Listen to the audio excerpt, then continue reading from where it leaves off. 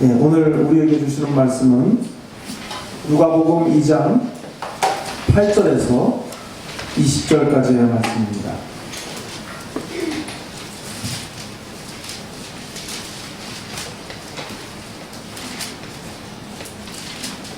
신약성경 90쪽에 있는 누가복음 2장 8절부터 20절까지의 말씀입니다.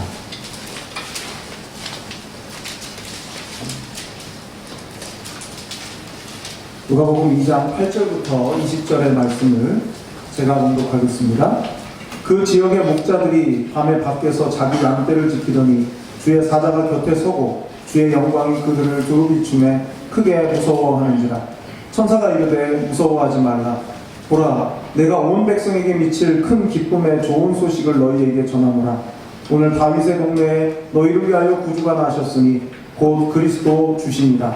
너희가 가서 강보에 쌓여 그에 뉘어있는 아기를 보리니 이것이 너희에게 표적이니라 하더니 호련히 수많은 천군이 그 천사와 함께 하나님을 찬송하여 이르되 지극히 높은 곳에서는 하나님께 영광이요 땅에서는 하나님이 기뻐하신 사람들 중에 평화로다 하니라.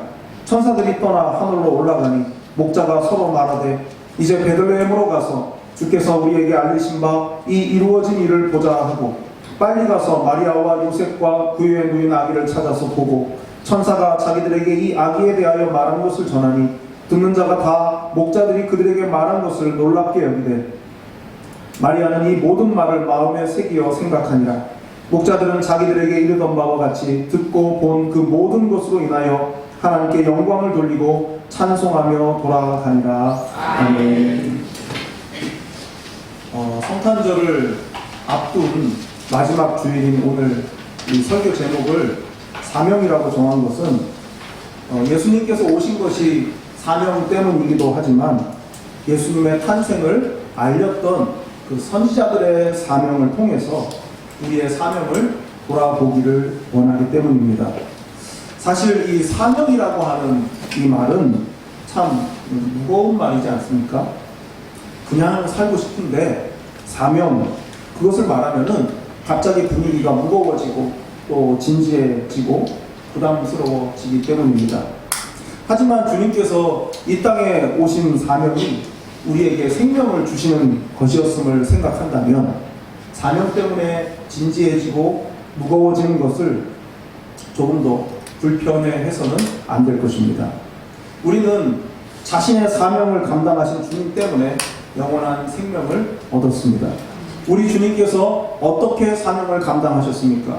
생명을 다하기까지 감당하셨습니다. 예수님의 사명이 끝나는 날 예수님의 생명도 끝나지 않았습니까? 따라서 사명은 생명이고 생명은 곧 사명이다 라고 할 수 있습니다. 우리에게 주어진 사명이 무엇이든 생명을 다할 때까지 감당해야 합니다. 사명이 끝나는 날과 생명이 끝나는 날이 같은 날이 되기를 하나님 앞에 기도하면서 살아가야 되는 것이 모든 그리스도인의 삶의 모습일 것입니다. 며칠 전에 미국에서 목회하시는 김영봉 목사님의 그 페이스북에 올린 그 글을 제가 보았는데요. 잠깐 인용하겠습니다.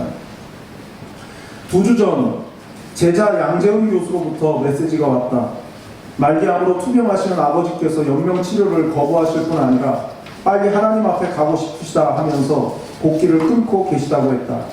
아들로서 아버지가 굶어 돌아가시는 것을 보는 것이 너무 고통스럽다면서 기도를 부탁했다. 양재훈 교수를 가르칠 때 처음 만난 양한영 목사님은 참 소박하고 선하신 분이셨다. 은퇴하고 나서도 한 사람의 신앙인으로서 신실하게 살아가는 모습을 뵈면서 마음으로 존경해왔다. 나도 은퇴한 후에 저렇게 살아야겠다고 다짐했었다. 그렇기에 마지막 가시는 방법이 그분답다고 생각했다. 나는 양 교수에게 가족으로서는 가슴 아픈 일이겠지만 참 아버님답고 믿음의 사람다운 일이네. 훌륭한 아버님을 주신 것을 감사하시게 라고 답을 했다. 장례를 마친 후 양 교수에게서 연락이 왔다. 연명치료를 거부하시고 음식까지 거부하셔서 너무나 마음이 아팠는데 나중에 아버님의 뜻을 알고 감사했다고 했다. 의사들도 음식을 드시면 한두 달 더 사실 수 있으니 음식을 드시도록 설득하라고 했다.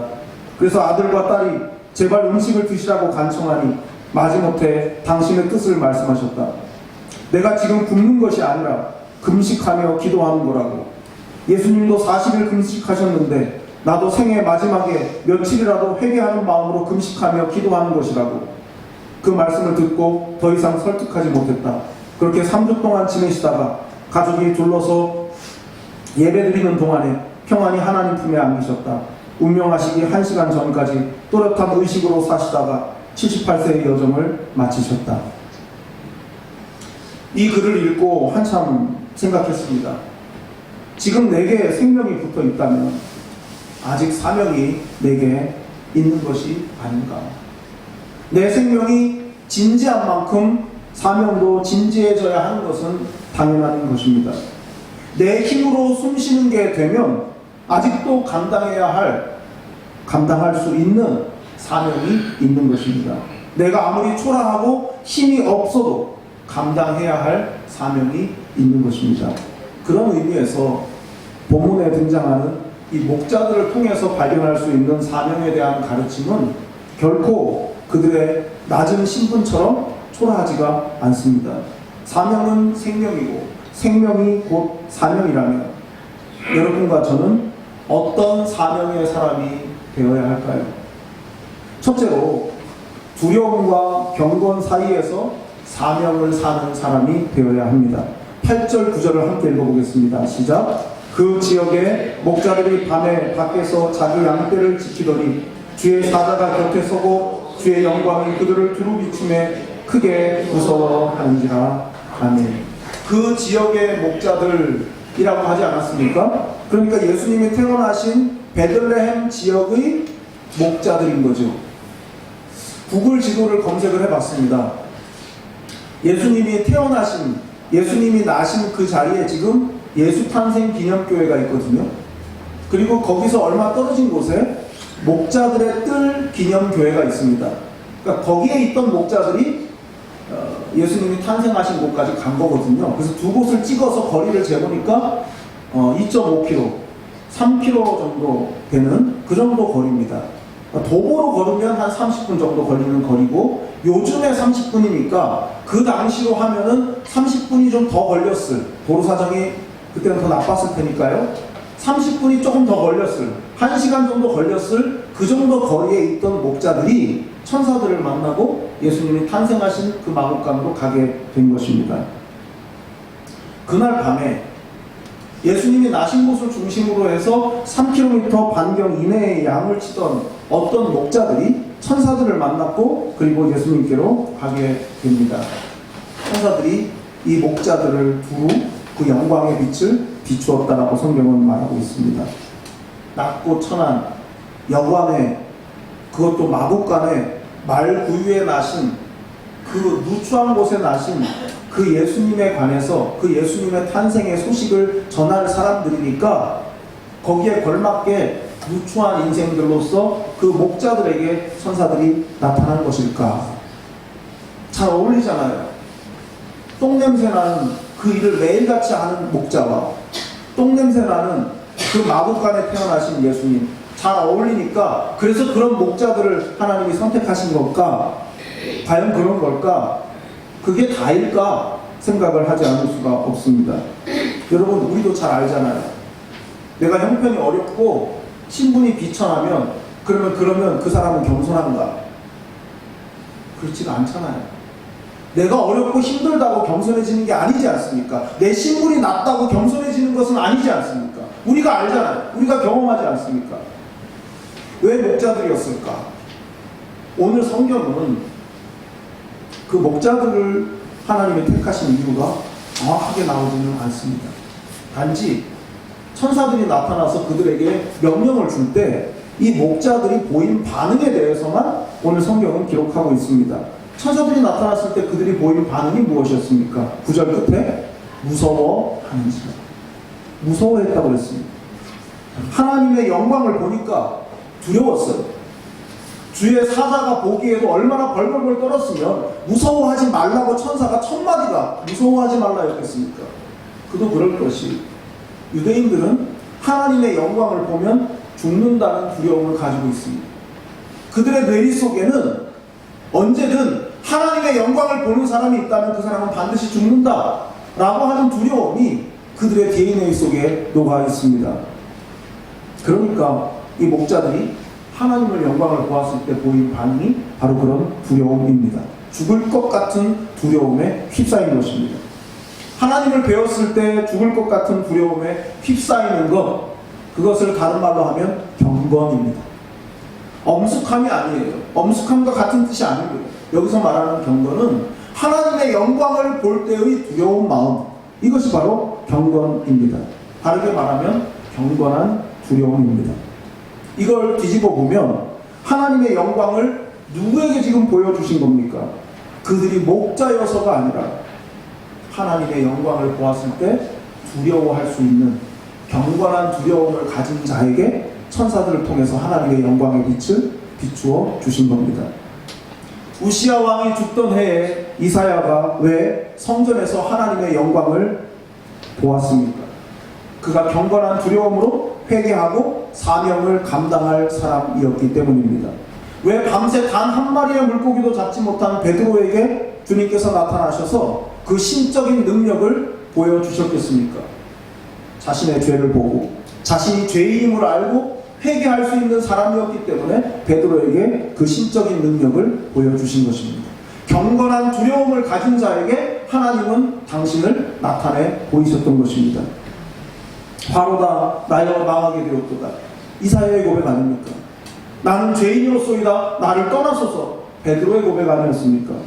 경건한 두려움을 가진 사람에게 사명이 주어지는 것입니다. 지금 아니라면 경건한 두려움을 가지는 그 사람에게 사명이 주어지는 것이죠. 여러분, 누가 사명을 받습니까? 아니, 누가 받은 사명을 감당할 수 있겠습니까? 경건한 두려움을 가진 사람입니다. 열심히 하고 최선을 다하는 것도 중요합니다. 그런데 더 중요한 건 그 동기가 무엇이냐 하는 것이죠. 우리가 사명을 감당하는 것이 무엇 때문이고 누구 때문입니까? 지금 여기서 왜 이런 불편함을 무릅쓰고 예배하고 이런저런 수고를 감당해야 하는 것입니까? 누구 때문이고 무엇 때문입니까? 경건한 두려움을 가지지 않으면 다 자기 열심으로 끝날 수밖에 없습니다. 앞장서서 일하는 사람일수록 더 조심해야 합니다. 자기에게 자격이 없다는 사실을 다 압니다. 그런데 막상 일을 하다 보면 그것을 잊어버립니다. 나에게 자격이 없다는 사실을 까마득하게 잊어버리고 사명보다 체면이 더 중요해집니다. 뭘 하려고 할 때마다 사람을 의식하게 되고 하나님을 두려워해야 하는데 사람을 두려워하게 됩니다. 뭘 하려고 할 때마다 옆 동네 교회를 먼저 신경 씁니다. 동기가 자꾸만 궤도를 이탈하는 것이죠. 하나님이 두려워서 조심하고 하나님이 두려워서 나를 살펴야 하는데 까맣게 잊어버리고 성공하지 못할까봐 그것을 두려워합니다. 여러분, 그러면 누가 나타나겠습니까? 하나님이 나타나셔야 할 자리에 인간이 나타납니다. 내가 나타납니다. 주님이 나타나야 하는데 자꾸 사람이 나타납니다. 그러면서 어떻게 교회의 주인이 주님이시라고 할 수 있겠습니까? 목자들에게 천사가 한 말을 주목해 보세요. 10절 11절입니다. 천사가 이르되 무서워하지 말라. 보라, 내가 온 백성에게 미칠 큰 기쁨의 좋은 소식을 너희에게 전하노라. 오늘 다윗의 동네에 너희를 위하여 구주가 나셨으니 곧 그리스도 주시니라. 히브리 말인 메시아를 헬란 말로 바꾼 게 그리스도입니다. 메시아가 누굽니까? 선지자들이 그동안 그렇게 수백 년 동안 전하던 구원자입니다. 바로 그 구원자에 관한 소식을 목자들에게 천사가 직접 전해준 것입니다. 이 얼마나 대대로 가문의 영광을 삼아야 할 사건입니까? 그런데 이 일을 목자들, 그러니까 경건한 두려움을 가진 자들에게 허락한 것입니다. 누가 우리 주님의 사명자가 될 수 있습니까? 경건한 두려움으로 주님을 바라볼 수 있는 사람이 사명자가 될 수 있습니다. 여러분은 어떻습니까? 살면서 경건한 두려움을 경험해 보신 일이 있으십니까? 맡은 사명을 경건한 두려움을 가지고 감당하고 계십니까? 아니면 인간적인 경쟁심이나 체면의 힘으로 버텨내고 계십니까? 여기 계신 모든 분들이 경건한 두려움으로 주신 사명을 잘 감당하실 수 있기를 바랍니다. 여러분과 제가 어떤 사명의 사람이 되어야 할까요? 둘째로, 영광과 누추함 사이에서 사명을 사는 사람입니다. 영광과 누추함 사이에서 사명을 사는 사람. 목자들이 본 것은 감당할 수 없는 영광이었습니다. 온 백성에게, 모든 민족에게 전해질 큰 기쁨의 좋은 소식을 목자들에게 전하겠다고 천사들이 말했습니다. 그 사명의 구체적인 내용이 11절, 12절에 나오는데요. 함께 읽어보겠습니다. 시작. 오늘 다윗의 동네에 너희를 위하여 구주가 나셨으니 곧 그리스도 주시니라. 너희가 가서 강고에 쌓여 구유에 누워있는 아기를 보리니 이것이 너희에게 표적이니라 하더니 아멘. 어느 누구도 볼 수 없는 어마어마한 엄청난 영광을 목격한 그 끝자락에 목자들에게 주신 사명은 의외였습니다. 11절에 그리스도 주시니라. 이 그리스도 주시니라 라고 하는 말에서 주라는 말이요, 퀴리오스라는 말입니다. 근데 이 퀴리오스라는 이 말은요, 당시에는 로마 황제에게 붙이던 칭호입니다. 최고의 권력자, 가장 지존한 어떤 능력을 가진 사람을 가리켜서 퀴리오스라고 그렇게 부르고요. 그 퀴리오스라는 말은 구약 성경이 히브리 말로 되어 있는데 흩어져 살던 유대인들 2세대, 3세대들이 헬란 말을 쓰니까 구약 성경을 읽게 하려고 구약을 헬란 말로 바꾼 게 70인역입니다. 근데 그 70인역에서는 여호와를, 그러니까 여호와를, 야훼를 퀴리오스로 번역을 했습니다. 그러니까 퀴리오스라는 말이 가지는 의미는 하나님이라는 뜻이 되는 것이죠. 근데 천사들이 지금 뭐라고 말합니까? 그리스도 주시니라. 근데 그가 어디에 있다고 말합니까? 구유에 있다고 말합니다. 퀴리오스가 구유에 있다는 겁니다. 하나님이 말구유에 있다는 뜻입니다. 목자들이 가서 보게 될 것이 구유에 누인 아기인데 그 아기가 그리스도 주시니라, 퀴리오스다, 이런 사명을 들었습니다. 그러면서 그것이 표적이 될 거라고, 그것이 표적이라고 말했습니다. 목자들에게 사명을 준 천사들은 하늘로 올라갔죠. 그리고 목자들이 지체 없이 달려갔습니다. 16절, 17절 같이 읽어보겠습니다. 시작. 빨리 가서 마리아와 요셉과 구유에 누인 아기를 찾아서 보고 천사가 자기들에게 이 아기에 대하여 말한 것을 전하니. 두 눈으로 직접 보게 된 것은 천사들에게 들은 말 그대로였습니다. 하나도 의외인 것이 없고 들은 그대로였죠. 남루하고 초라한 여관방 옆에 헛간과도 같은 마곡간에 그 마을 구유에 아기 예수가 누워있는 것, 그것을 이 목자들이 들은 대로 그대로 보았을 것입니다. 그리고 그곳에서 천사가 일러준 말로 이 탄생의 의미를 이 목자들이 전해 주었습니다. 여러분, 사명은 언제나 거창합니다. 그런데 그 사명을 수행하는 현장은 거창하지가 않습니다. 마음의 원함을 가지고 때로는 자원하고 때로는 서원도 하지만 막상 그 사명의 길을 가는 동안 수없이 마음을 헤집어 놓는 질문, 이런 일도 사명일까? 이것도 사명일까? 하는 질문이 우리에게 끊임없이 솟구쳐 올라옵니다. 제가 처음 부목사로 사역했던 교회는 서울의 한 교회였는데요. 재벌 기업의 임원도 성도님 중에 있었고요. 의사도 여러 분 계셨고, 대학 교수, 또 중견 기업의 경영자, 언론인도 교회에 있었습니다. 꽤 많은 성도들이, 엘리트들이 많은 그런 교회였습니다. 목사님도 외모도 좋으시고 실력도 있는 그런 목사님이셨습니다. 또 교회가 물질적으로 늘 넉넉해가지고 뭐든지 하나 하려고 하면 제일 좋은 걸로 갖다 놓고 뭐 하나도 부족함이 없는 그런 교회였습니다. 물론 당연히 목사님에 대한 대우도 좋았겠죠. 뭐 그것까지 제가 정확히 모르지만, 목사님께서 1년에 한 번씩 꼭 중국 선교를 가셨습니다. 중국 선교를 가셔서 중국에 있는 한족, 그러니까 오리지널 중국 사람이죠. 한족들에게, 한족 신학생들에게 이제 그 신학교에 가서 한 주간, 뭐 한 열흘 이 정도 세미나를 열고 이제 목사님이 가셔서 강사하고 1년에 한 번씩 그렇게 늘 다니셨습니다. 그런데 어느 날 이 목사님이 저에게 이번에는 백목사가 한번 갔다 와 그러시더라고요. 저 얼마나 좋았겠습니까? 아니 내가 선교사로 나가보지도 못하는데 내가 가서 이렇게 신학교에서 내가 강의를 다 하고 내가 뭐 학위도 없는데 내가 무슨 강의를, 너무 이제 좋은 마음으로, 들뜬 마음으로 그렇게 이제 갔습니다. 한 주 동안 강의안을 준비하고 또 그렇게 갈 때마다 전달하는 헌금을 또 챙겨가지고 이제 교회가 전하는 헌금을 가지고 그렇게 이제 갔습니다. 가봤더니 중국 공산당이 인정하는 교회가 3자 교회 아닙니까? 그 중국 공산당이 인정하는 3자 교회를 빌려서 한쪽 구석에서 하는 그런 신학교였습니다.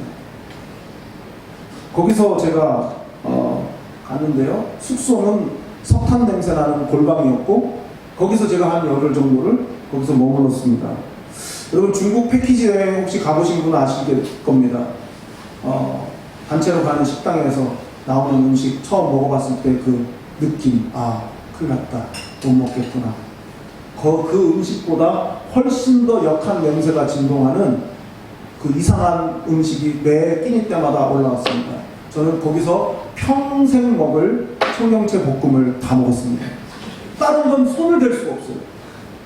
그렇게 열흘 정도 있었습니다. 강의도 통역을 거쳐야 되기 때문에 2배, 3배 시간이 더 많이 걸립니다. 그렇게 강의를 아침 먹고 시작해서 잠자기 전까지 한 10시간씩 일주일 이상 그렇게 했습니다. 여러분 상상이 되십니까? 저는 엄청 들떠서 갔어요. 강의가 끝나면 관광도 시켜줄 거고, 그리고 호텔에서 자고, 뭐 얘기 들어보니까 중국 가면 꼭 이렇게 마사지 받으라고 하던데 그런 것도 받아볼 수 있겠구나. 갔더니 커튼을 다 쳐놓고 빛이 새 나가지 않게 밤중까지 그렇게 강의하는, 정말 죽다 살았습니다. 나중에 알았습니다. 목사님께 제가 그랬거든요. 목사님 가면 어떻게 해야 돼요? 가보면 알아. 그 의미가 뭐였는지 정말 너무나 고생을 많이 했어요. 중국 선교, 그것도 동북 삼성에 있는 각 지역에 있는 몰래 예배드리는 지하교회 지도자들이 10시간 이상씩 기차를 타고, 어떤 분은 10몇 시간씩 택시를 타고 그렇게 와가지고 10며칠 동안 거기서 그렇게 공부를 하는 거였습니다. 뚜껑을 열고 보니까 정말 힘든 일이었어요. 그러니까 제가 다녀와서 생각하지 않겠습니까? 이 편안한 교회, 이 모든 것이 제공되는, 모든 것이 윤택한 교회, 남부럽지 않은 이 목사님이 왜 1년에 한 번씩 거기를 그렇게 갔을까? 그 고생하는 데를 생각해보게 됐습니다. 존경스러웠고요. 그 불편함을 다 감수하면서, 비용도 다 내가면서 그렇게 말없이 오랜 시간 동안 그렇게 감당하신 걸 보면서 대단하다는 생각을 했습니다. 사명자는 영광스러움을 추구하는 사람들이 아닙니다. 물론 하늘의 영광을 추구하며 살지만 세상의 관점으로는 그것이 영광스러워 보이지 않습니다. 교회를 세워가는 일, 가정을 믿음으로 세우는 일, 그 말 자체는 대단히 영광스럽습니다. 그러나 그 사명을 감당하는 사람에게는 영광보다 누추함이 훨씬 많습니다. 과연 이런 일이 하나님께 영광이 될까? 이게 내 사명이 맞나 싶을 때가 한두 번이 아닙니다.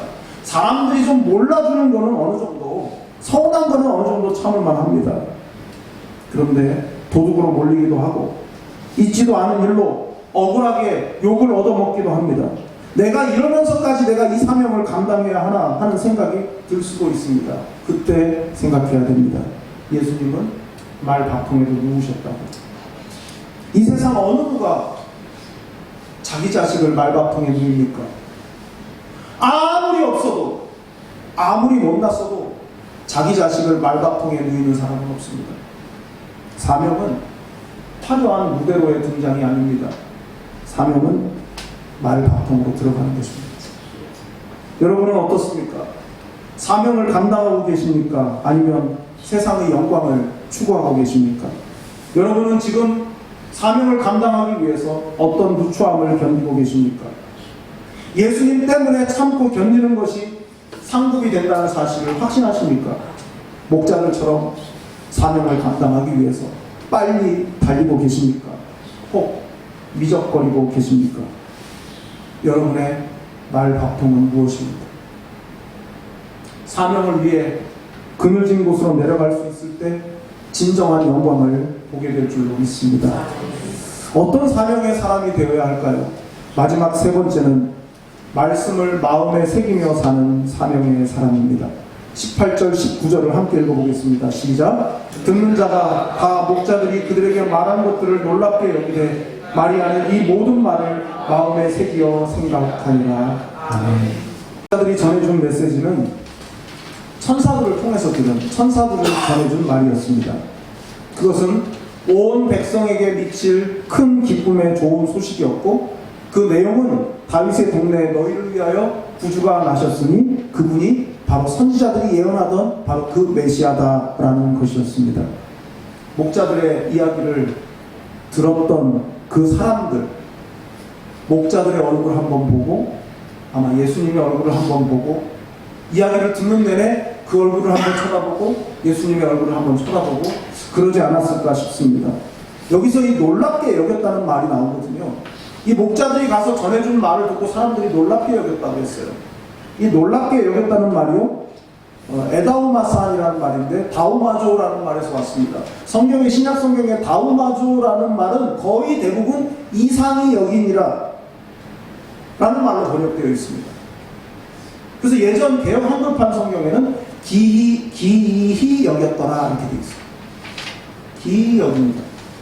이 기이 여긴다는 게 뭡니까? 이 다우마조라는 말이요, 의심 플러스 놀람입니다. 그 뜻이. 그러니까 천사들이 전해준 말을 듣고 와서 예수님이 탄생한 그곳에 가서 목자들이 말을 했을 때 사람들이 놀랐다는 말은 가슴 벅찬 놀람이 아니라 의문을 품은 놀람입니다. 다른 사람들은 다 그랬다고 했어요. 그 뉘앙스 자체가 의심과 놀라움이니까 의심 반, 경이로움 반 그런 감정이었다고 우리가 이해할 수 있습니다. 하지만 그들 중에 달랐던 한 사람이 있었죠.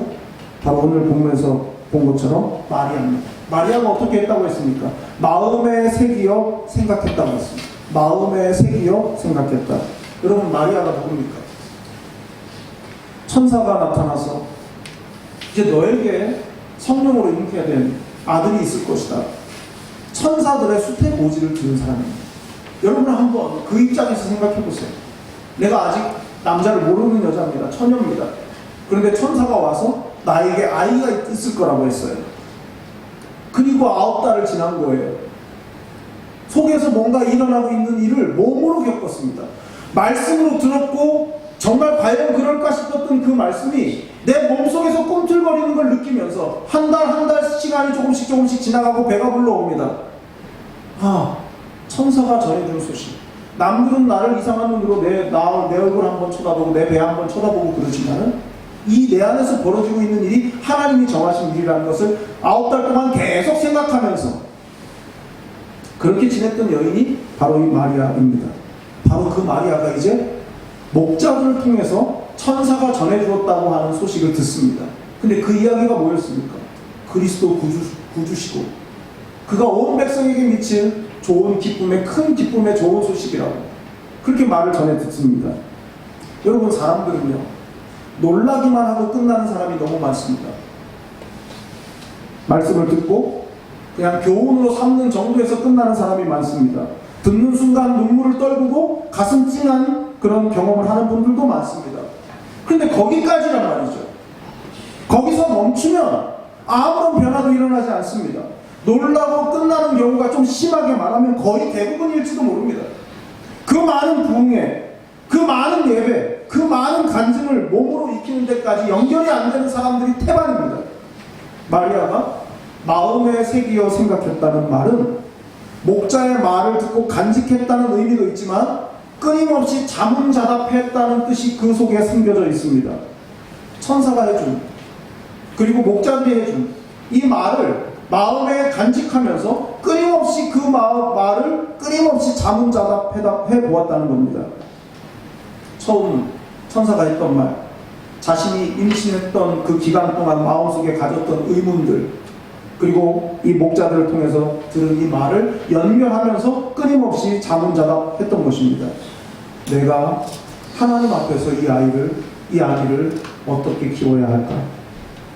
목자들을 통해서 들은 이 아기가 온 백성에게 미칠 큰 기쁨의 좋은 소식이라는데, 이 아기가 구주로 오셨다는데 나는 이 아기를 어떻게 대해야 할까? 목자들과 천사들의 사명은 같습니다. 하나님의 뜻을 전하는 거였어요. 그럼 마리아의 사명은 뭘까요? 전해들은 그 말씀을 사는 것입니다. 그 말씀을 살아내는 게 마리아의 사명이에요.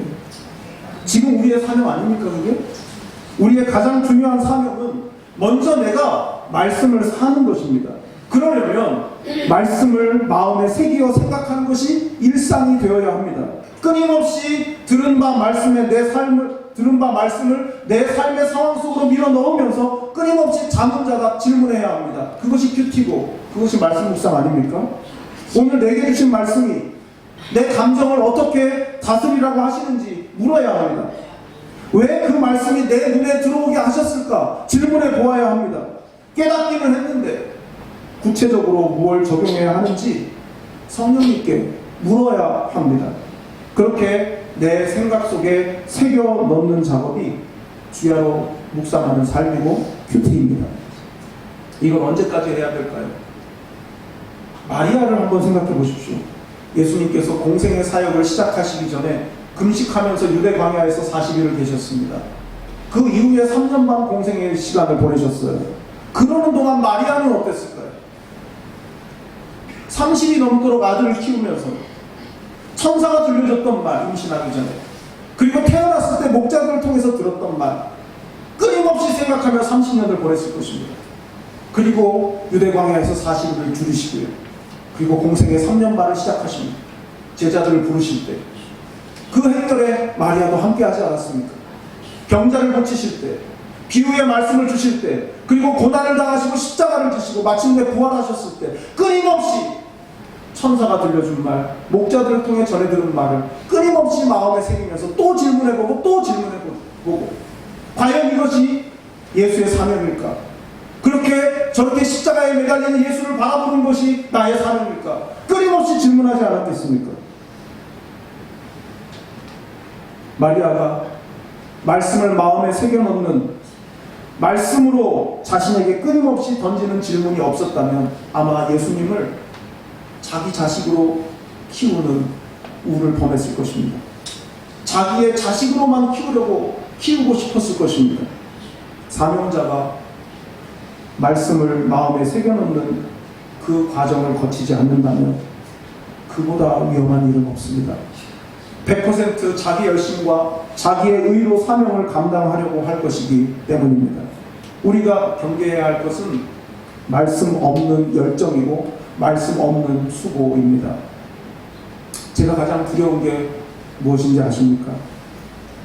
제 스스로가 말씀만으로는 안 되는 거구나 라고 생각하는 것이 제일 두렵습니다. 누가 그랬다고 하죠? 말씀만 가지고 목회가 되는지 아냐고. 그렇게 말할 수는 있지만 그렇게 말하면 안 됩니다. 사람의 말재주나 설교 전달의 능력을 가지고 말한 거라면 모르지만 살아계신 하나님의 말씀인데 그 말씀으로 목회가 안 된다고 말했다면, 만약 그분이 목사님이라면 그분은 목회를 말씀으로 한 게 아닙니다. 무서운 일입니다. 저는 할 줄 아는 게 없습니다. 그리고 다른 걸 잘하는 목사가 되고 싶지도 않습니다. 부족하지만 말씀과 씨름하는 목사로 살고 싶습니다. 제가 잘 못하는 걸 억지로 쥐고 있으려고 하지도 않을 겁니다. 제가 못하는 건 여러분에게 부탁할 거예요. 제가 할 수 없는 건 여러분한테 같이 해달라고 제가 부탁을 드릴 겁니다. 각자에게 주신 사명이 있지 않습니까? 제가 말씀을 가지고 씨름하고 그렇게 한 말씀을 여러분에게 나누어 드리면 여러분은 그 말씀을 마음에 새기십시오. 마리아처럼 자문자답하십시오. 제가 밤중에 양치던 목자의 사명을 감당하겠습니다. 여러분은 마리아처럼 그 말씀을 마음에 새기어 생각하며 살아가십시오. 여러분과 제가 그렇게 말씀으로 씨름하는 인생을 산다면 적어도 말씀만으로 되는 사명자가 될 것입니다. 말씀만으로도 충분한 교회, 말씀만으로도 충분한 인생이 될 것입니다. 스스로 질문해 보십시오. 어렵고 힘든 순간을 말씀으로 통과해내고 계십니까? 아니면 경험으로 체득한 삶의 지혜로 이겨내고 계십니까? 여러분은 하루 얼만큼 말씀과 씨름하십니까? 어려울 때 여러분에게 힘이 되는 여러분이 사랑하는 성경 구절은 무엇입니까? 하나님의 말씀이 여러분의 사명을 가볍게 할 것입니다. 사명의 길을 갈 때 방황하지 않도록 말씀이 내비게이션 역할을 해줄 것입니다. 마음에 새기어 생각하는 삶은 사명 때문에 겪는 시련도 넉넉히 이겨낼 것입니다. 사랑하는 교회 여러분, 우리는 성탄을 알리는 목자의 사명과 그 의미를 말씀에서 찾아내는 마리아의 사명 둘 다 가지고 있습니다. 부지런히 알리고 말씀으로 살아내서 주 오심의 기쁨을 우리의 삶을 통해서 드러내는 그런 복을 누리시는 우리 모두가 될 수 있기를 간절히 축원합니다. 기도하겠습니다.